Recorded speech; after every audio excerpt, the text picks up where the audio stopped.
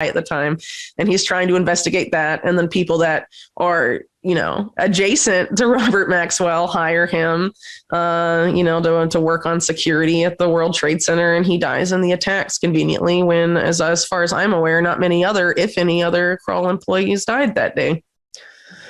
It's a good observation. It's just another coincidence, though. And I think it's also a coincidence that, like, they say, well, O'Neill was the guy tracking bin Laden, and then bin Laden killed him, right? But in the background, he's tracking Maxwell, and the people from the Maxwell mega network hired him, and then they disposed of him, it seems.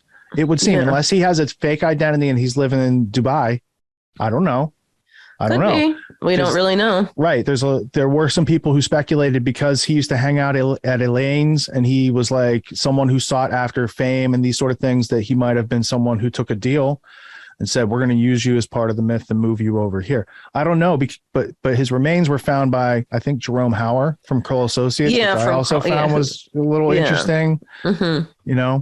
When you got him and Bernard Kerik, and they account for Satan el-Sakami's passport and like all sorts of things between those two guys. Yeah, Jerome Hauer also, that they seem to know that anthrax attacks were going to follow like a couple of weeks later. And the White House really in the know and took Cipro. Like that's a high level of knowledge to be able to convince that crew.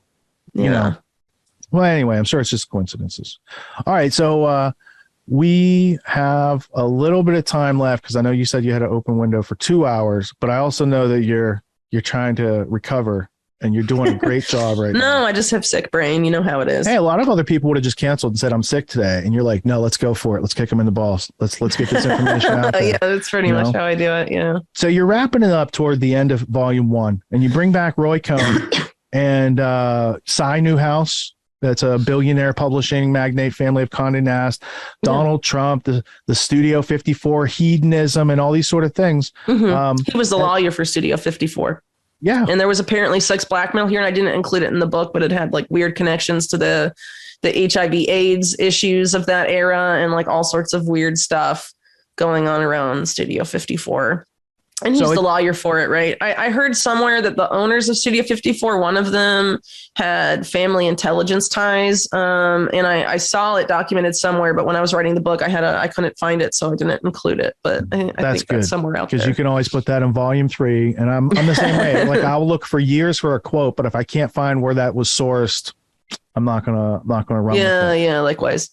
So you're tying it up in a little bow at the end of this, and you bring back Cohn, and you're showing this like nascent or earlier proto version of a Jeffrey Epstein sex blackmail network. Roy Cohn could fix anyone in the city. And that's not because he was a convincing argumentarian.